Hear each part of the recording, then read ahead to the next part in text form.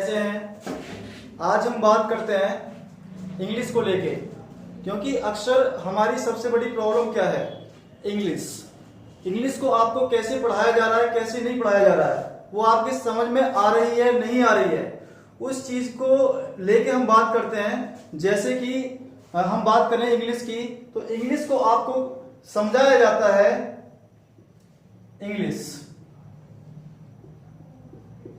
English को आपको समझाया जाता है एक सब्जेक्ट की फॉर्म में। इंग्लिश को आपको समझाया जाता है एक सब्जेक्ट की फॉर्म में, जबकि इंग्लिश एक सब्जेक्ट ना होके एक लैंग्वेज है। दोस्तों, इंग्लिश एक सब्जेक्ट ना होके एक लैंग्वेज है। और भाषा को सीखने के लिए, एक लैंग्वेज को सीखने के लिए हमें जरूरी क्या होता है? कोई भी वर्ड, कोई भी ऐसा वर्ड जो आपके कानों में पड़ा। एल का मतलब लिसन। कोई भी ऐसा वर्ड जो आपके कानों में पड़ा, उसको आपको सुनना है। सुनने के बाद उसको आपको करना है वाइब्रेट, मतलब स्पीक करना है, वाइब्रेट करना है। वाइब्रेट करने के बाद जैसे ही वो वर्ड लिख दिया जाता है, उसके बाद आपको पढ़ लेना है। पढ़ने के बाद लिखने का काम सबसे बाद का। जब आपके माइंड में डाटा ही नहीं होगा तो आप कैसे लिखोगे? ग्रामर की अगर हम बात करें तो ग्रामर एक क्या है? एक सब्जेक्ट की फॉर्म में। हमें सबसे बड़ी प्रॉब्लम क्या आती है? शब्दकोश प्रक्रिया हमारे समझ में नहीं आती और हम क्या हो जाते हैं? डिफ्लेक्ट हो जाते हैं, हम डिमोटिवेट हो जाते हैं और हमें इंग्लिश बहुत ज्यादा हार्ड लगने लगती है। जैसे हम बात करें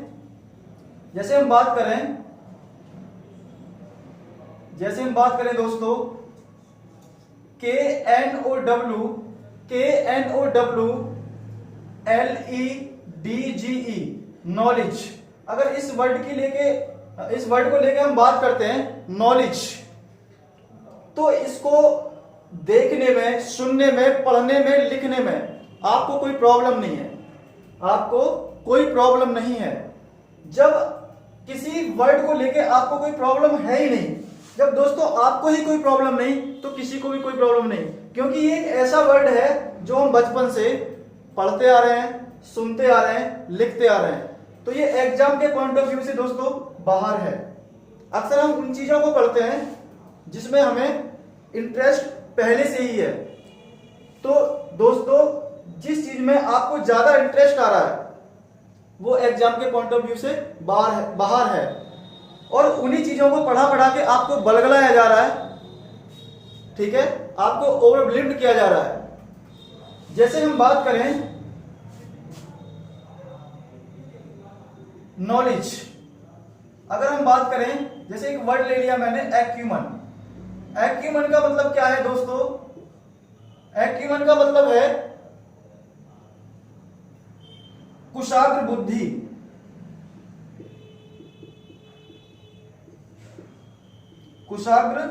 बुद्धि, या हम कह सकते हैं गहरी समझ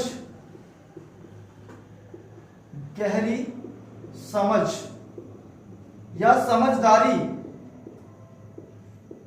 समझदारी, या हम जिसे सिंपल कहते हैं ज्ञान, वही होता है नॉलेज। और नॉलेज आपको पढ़ा दिया जाता है, आप उसी में सेटिस्फाई हो जाते हो। लेकिन जैसे ही आप एग्जाम हॉल में बैठते हो तो आप के कॉम्प्रिहेंशन बिल्कुल भी समझ में ही नहीं आती कि क्वेश्चन में पूछा क्या गया है, इसमें क्या एरर है, कैसे इसको करना है। क्योंकि जो वोकैब होती है, vocabulary is equal to sentence making. Vocabulary is equal to sentence making. Vocabulary is equal to sentence making. Sentence making is depend on the vocabulary. English की शुरुआत भी यहां से है और खत्म भी यहां पर है। लेकिन आपको क्या पढ़ा दिए जाते हैं? रूल्स पढ़ा दिए जाते हैं। Don't worry, everything is okay. Rules भी आप एनालाइज आसानी से कर लोगे जब आपको वोकैब आती होगी। जैसे हम बात करें एक्यूमन, एक्यूमन का मतलब क्या है? कुशाग्र बुद्धि, गहरी समझ, समझदारी या ज्ञान, जिसे आप सिंपल लैंग्वेज में कहते हो नॉलेज। अगर हम एक और वर्ड लें इसके रिलेटेड तो हम कह सकते हैं परसेप्शन। परसेप्शन। अगर इसी से रिलेटेड एक और वर्ड हम लें तो हम कह सकते हैं सगेसिटी। अगर और भी आप कहना चाहो तो आप कह सकते हो इंसाइट। ऐसे ही एक वर्ड आता है विट। आप कहना चाहो तो कह सकते हो integrity.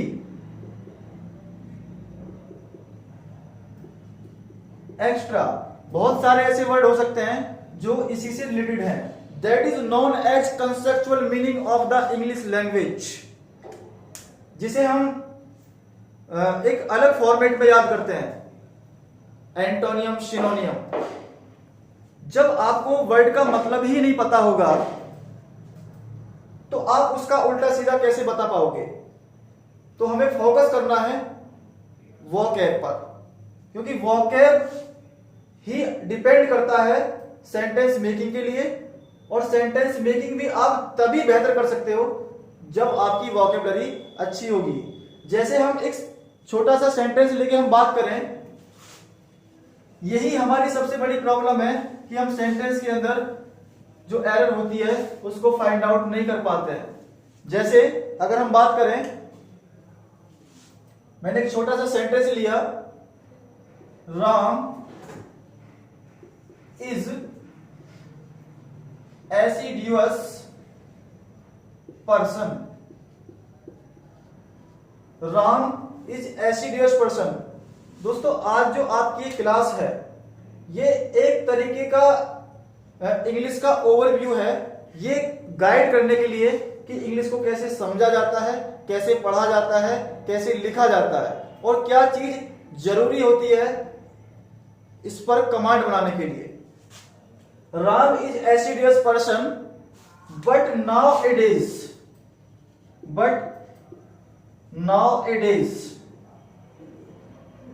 he gives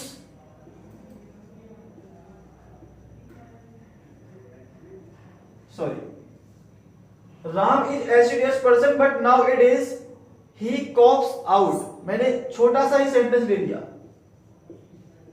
coughs out। और दोस्तों, कोशिश करूंगा कि आपको एग्जाम के पॉइंट ऑफ व्यू से ही बताऊं, क्योंकि क्वेश्चन में क्या दिया है, कैसे दिया है, उस बात को समझना सबसे ज्यादा आवश्यक है और उसी की हमें नीड है। वही वजह है जो हम पेपर में बैठकर उसकी एरर को फाइंड नहीं कर पा रहे हैं। Ram is assiduous person but nowadays he cops out. अगर एग्जाम के पॉइंट ऑफ व्यू से इसी को हम क्वेश्चन बनाए तो कैसे बना सकते हैं? देखिए, ये बन गया क्वेश्चन और आगे लिख देगा वो नो एरर, नो एरर। और ये बना दिया first option, option A, option B, option C and option D. और आपसे पूछ लिया फाइंड द एरर। दोस्तों, मैं आपको एक बात बता दूं, टाइम को वेस्ट नहीं करना है और ज्यादातर यही आपके साथ हो रहा है। आपको आसान आसान चीजें बता के छोड़ दी जाती हैं और जब आप पेपर में बैठते हो तो आप कुछ नहीं कर पाते, क्योंकि सच्चाई को स्वीकारना हर किसी इंसान को पड़ता है। आज नहीं स्वीकारोगे तो आने वाले टाइम में जब आप पेपर में जाके बैठोगे तो वहां आपको स्वीकारनी पड़ेगी और दोबारा से आपको फिर तैयारी के लिए मोटिवेट होना पड़ेगा। उससे बेहतर है कि आप पहले ही मोटिवेट रहिए, क्योंकि विदाउट वोकैब आप इंग्लिश पर कमांड नहीं बना सकते।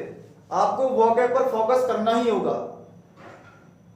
दोस्तों देखिए, जैसे यहां पर हम बात करें राम इज एसिडियस पर्सन, तो यहां आपको देखने के लिए ऐसा वर्ड मिल रहा है जो एक हर किसी बच्चे को नहीं पता।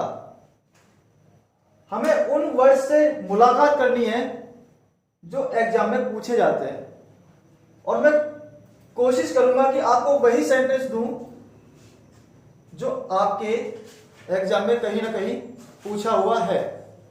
Ram is assiduous person but nowadays he cops out. यहां आप देख रहे हो एसिडियस, आपके राम इज यहां तक समझ में आ रहा है, आपके पर्सन समझ में आ रहा है दोस्तों, बट नाउअडेज ये बात आपके यहां तक समझ में आ रही है। आगे हम चलते हैं ही, उसके बाद आपने देखा कॉप्स आउट, आपके ये बात समझ में यहां तक आ रही है, लेकिन कुछ एक वर्ड हमें ऐसे मिले देखने के लिए जहां हम उसका मतलब नहीं निकाल पा रहे हैं, और जब तक उसका मतलब आप निकालोगे नहीं तब तक आप उसमें एरर फाइंड नहीं कर सकते। जैसे हम यहां बात करें Ram is assiduous person, Ram एक मेहनती व्यक्ति है, राम एक मेहनती व्यक्ति है। दोस्तों एसिडियस का मतलब क्या होता है? मेहनती, मेहनती या ईमानदार, मेहनती या ईमानदार। बट नाउ ए डेज, परंतु आजकल, नाउ ए डेज का मतलब आप सभी जानते हो आजकल, आजकल। ही कॉप्स आउट, कॉप्स आउट का मतलब होता है दोस्तों साय अवे, साय अवे, या आप कहना चाहो तो आप कह सकते हो श्रिक्स, श्रिक्स। इसका मतलब क्या हुआ? जी चुराना, जी चुराना। दोस्तों इस सेंटेंस कह क्या रहा है, इस बात को समझे, इस बात पर फोकस कीजिए। Ram is assiduous person, Ram मेहनती व्यक्ति है, तो यहां तो इसके स्वभाव की बात हो रही है, यहां तो इसके स्वभाव की बात हो रही है। बट नाउ ए डेज, परंतु आजकल, परंतु आजकल। ही कॉप्स आउट, वह जी चुराता है। अगर वो जी चुराता है तो क्या बन गया? इंडेफिनिट बन गया, इंडेफिनिट बन गया। तो इंडेफिनिट में जो हम बात करते हैं वो परमानेंटली बात होती है, लेकिन यहां नाउ ए डेज ने ये साबित कर दिया कि इसमें जो काम हो रहा है, इसमें जो कार्य हो रहा है, इसमें जो वर्क हो रहा है वो कंटिन्यूटी में है, क्योंकि आजकल है, आजकल कोई काम हो रहा है ना कि होता है। तो यहां जो बात की जा रही है वो विभाव की बात की जा रही है दोस्तों, विभाव की बात की जा रही है। क्योंकि बट एक ऐसा कंजक्शन होता है जो किसी पहले कही गई बात का अपोज करता है, विरोध करता है, विरोध उत्पन्न करता है। तो यहां पहले स्वभाव की बात हो रही थी और उसके बाद इसमें बात हो रही है विभाव की। तो दोस्तों यहां पर एरर आपको साफ साफ दिख रही है कि यहां पर क्या होना चाहिए। इस सेंटेंस को अगर करेक्ट किया जाए तो कैसे किया जाएगा? Ram is assiduous person but nowadays he is copying out, copying out। आपको पता है कंटिन्यूअस में किसी चीज को दिखाने के लिए हमें आईएनजी फॉर्म का यूज करना होता है। दोस्तों केवल आज इतना मैं आपको बता रहा हूं कि हम एरर फाइंड कैसे करते हैं, कैसी चीजों को समझा जाता है। ये तो एक आसान से क्वेश्चन की बात थी। अगर हम बात करें जो आपके कहीं ना कहीं एग्जाम में पूछा हुआ क्वेश्चन है, मेरे साथ बोलिएगा, Ram is वेराशियस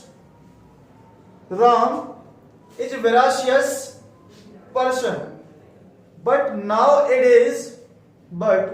nowadays he gives imprimatur to mephitic and incautious plans of a mendacious people। Ram, दोस्तों मैं लिखे देता हूं यहां पर, Ram is veracious person, but nowadays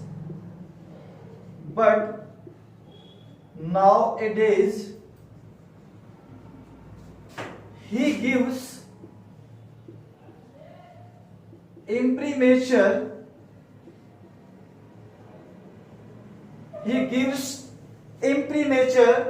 to mephitic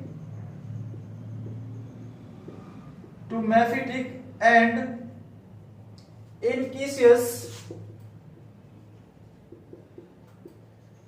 plans of a mendacious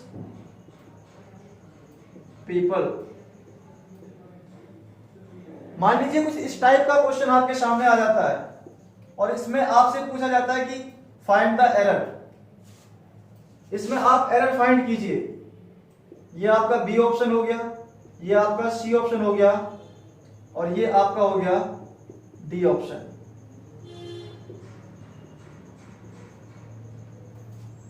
तो कुछ इस तरीके के सेंटेंस को देख के हम घबरा जाते हैं। घबरा क्यों जाते हैं? क्योंकि हमारी वोकैब पावर वीक है, फ्रेजाइल है। ओके, जैसे यहां पर हमने देखा आपके राम इज समझ में आ रहा है, लेकिन थोड़ा सा आगे बढ़े तो कुछ ऐसा वर्ड मिला जो आपने सपने में भी नहीं देखा, person but now it is. यहां तक आपके ये बात समझ में आई, यहां तक ये बात आपके समझ में आ चुकी है। उसके बाद आपने देखा कुछ ऐसा वर्ड आपको मिला जो एक अनदेखा सा आपको लग रहा है। उसके बाद आपने देखा मेफिटिक, उसके बाद आपने देखा इम्पीटस, उसके बाद आपने देखा मेंडेसियस। दोस्तों सेंटेंस भी आप उस तरीके के यूज कीजिए जिसमें आपकी वोकैब मेंटेन हो, क्योंकि knowledge is beauty that exchange your personality but simultaneously for happily living to get wishes of elders. Studying comes by study.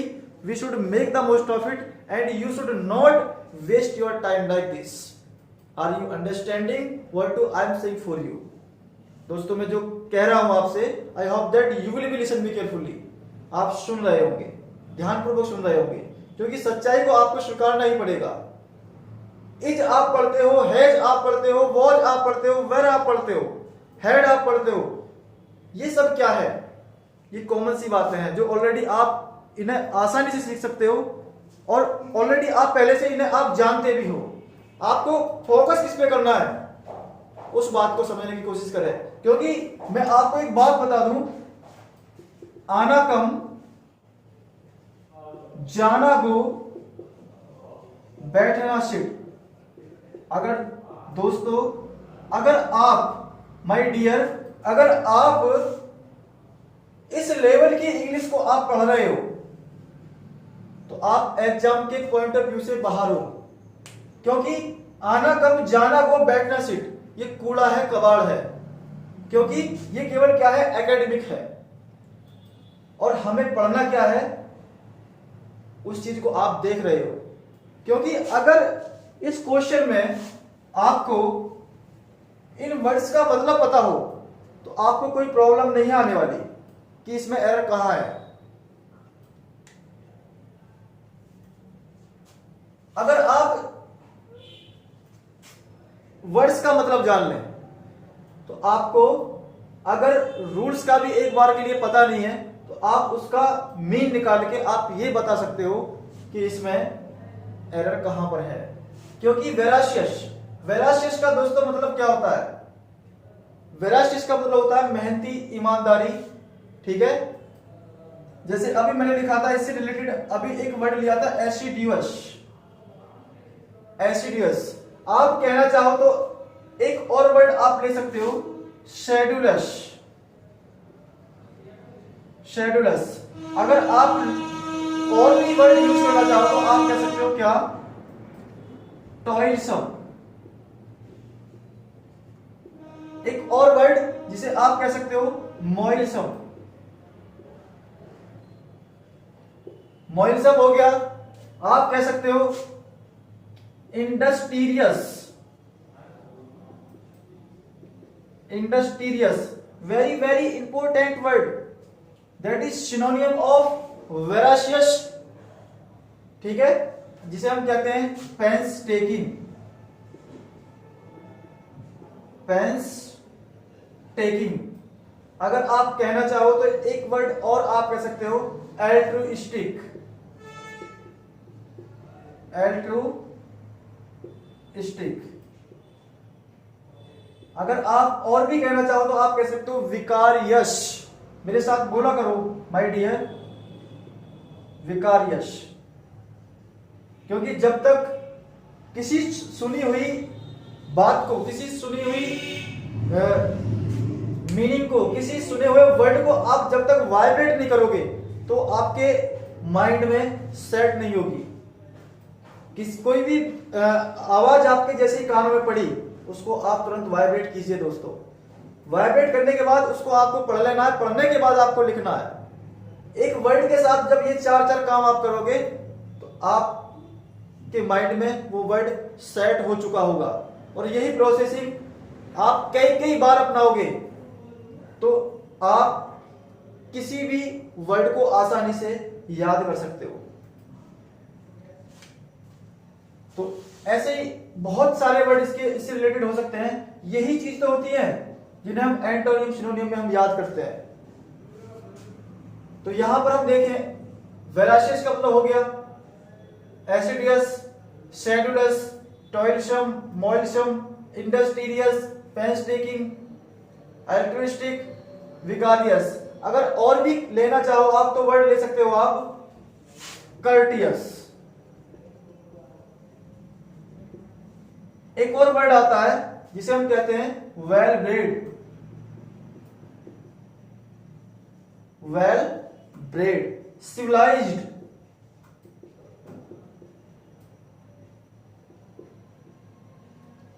Civilised. काफी वर्ड हो सकते हैं एंड सो ऑन। तो यहां हमने देखा, आप नाउअडेज का मतलब जानते ही हो, आजकल,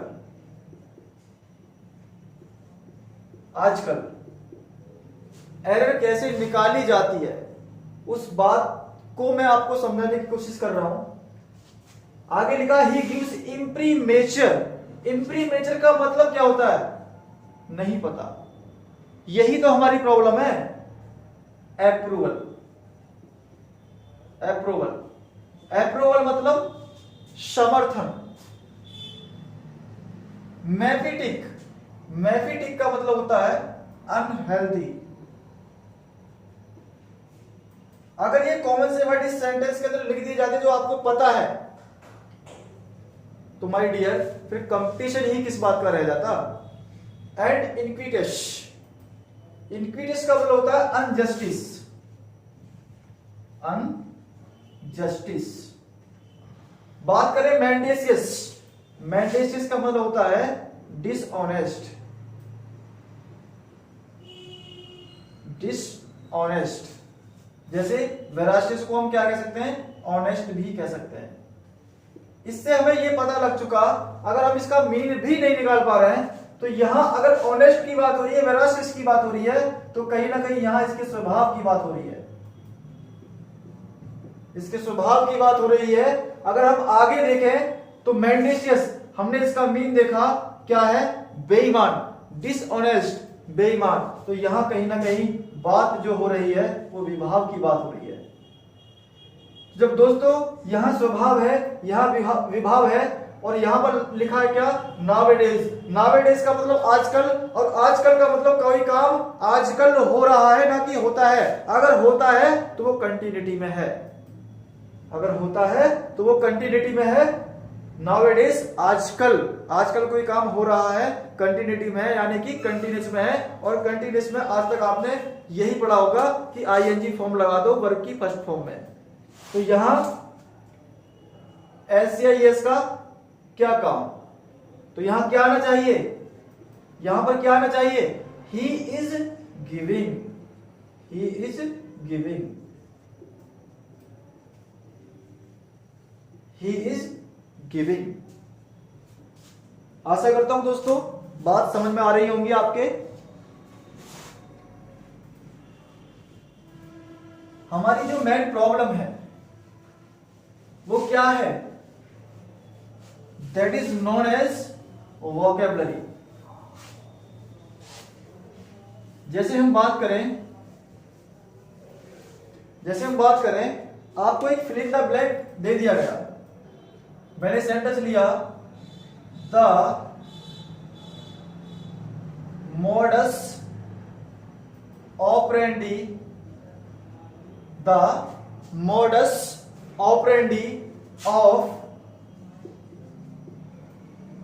अमित शाह,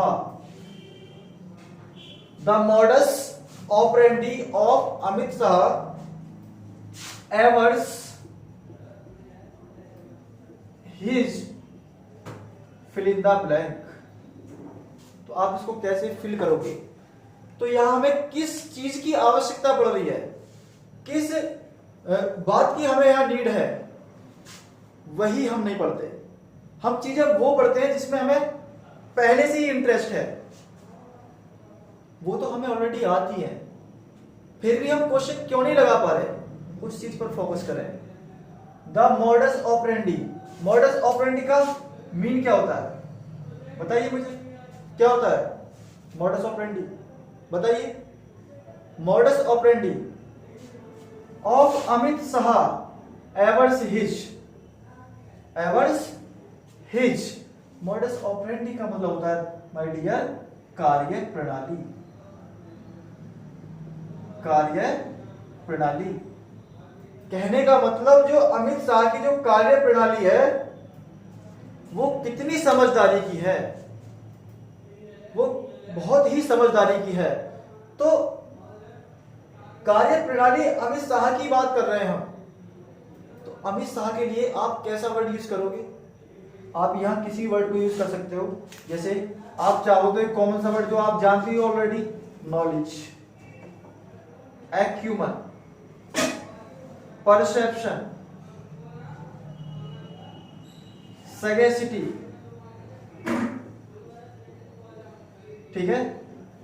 इन वर्डों में से आप किसी वर्ड को यहां पर यूज कर सकते हो। जैसे हम बात करें एक कॉमन सा वर्ड डर्टी, क्या इसे सुनने में, बोलने में, पढ़ने में आपको कोई दिक्कत है? कोई दिक्कत नहीं। जब इसमें आपको कोई दिक्कत नहीं है और ये इतना कॉमन सा वर्ड है जिसे हर बच्चा जानता है और बचपन से आप इसको पढ़ते आ रहे हो, तो क्या ये एग्जाम के पॉइंट ऑफ व्यू से अच्छा वर्ड है? ये कूड़ा है, कबाड़ है, ये कूड़ा कबाड़ है। अगर आपको इस तरीके से बलगलाया जा रहा है, इस तरीके से आपको भ्रमित किया जा रहा है, तो ये चीजें कूड़ा है, कबाड़ है। और ऐसी चीजें पढ़कर आप इतना खुश हो जाते हो कि अब हम पेपर में क्वेश्चन लगा लेंगे, इट्स नॉट पॉसिबल। जैसे हम बात करें इसी से रिलेटेड, इसका मतलब क्या है? गंदा, भद्दा, गंदा, भद्दा। हम बात करें ऐसा एक वर्ड जो बहुत बार एग्जाम में पूछा गया है, स्लोवेनली, स्लोवेनली। आप कह सकते हो अनकैम्प्ड, अनकैम्प्ड। अगर आप कहना चाहो तो आप कह सकते हो डिसहेवेल्ड, डिसहेवेल्ड, बैड रेगेड, बैड रेगेड। तो ये इसके क्या हो गए? यही इसके क्या है? सिनोनियम है। That is known as conceptual meaning of the English language. मिलता जुलता जो हमें उससे रिलेटेड मिलता है उसी को हम क्या कहते हैं? सिनोनियम कहते हैं। अगर इसके हम एंटोनियम की बात करें, इसके एंटोनियम की हम बात करें तो एंटोनियम इसका क्या होगा? जैसे हम कह सकते हैं क्लीन, साफ सुथरा, या एक कॉमन सा जो कई बार एग्जाम में पूछा गया है, speak, speak and spell, speak and spell. अगर एक सेंटेंस लेना चाहें तो आप ले सकते हो, जैसे the lecture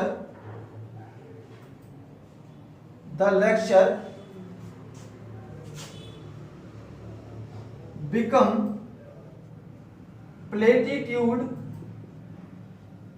the lecture become platitude due to the lecture become platitude due to fill in the blank presentation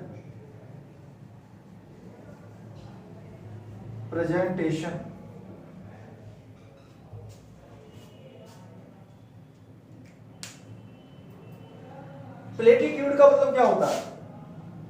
platitude का मतलब क्या होता है? प्लेटिट्यूड का मतलब होता है डल, यानी बोरिंग। कोई ऐसा लेक्चर जिससे आप बहुत ज्यादा बोर हो जाते हो, किसी की प्रेजेंटेशन को देख के बहुत ज्यादा बोर हो जाते हो, तो वो प्रेजेंटेशन कैसी होती है? वो प्रेजेंटेशन स्लोवेनली हो सकती है, अनकेप्ट हो सकती है, डिसहेवेल्ड हो सकती है, बैड रेगेंड हो सकती है, डर्टी हो सकती है, बेकार हो सकती है। तो यहां आप किसी भी वर्ड को फिल कर सकते हो, जैसे स्लोवेनली, स्लोवेनली प्रेजेंटेशन। दोस्तों आशा करता हूं आज की ये फर्स्ट वीडियो है और आपके सहयोग से, आपकी सहायता से मैं और ज़्यादा मेहनत कर सकूं आपको समझाने की और एग्जाम के पॉइंट ऑफ व्यू को आपको एक अच्छे वे में दिखाने की। तो दोस्तों इस वीडियो को शेयर कीजिए, लाइक कीजिए, सब्सक्राइब कीजिए। आपका सहयोग आपकी सफलता। Thank you, have a nice day.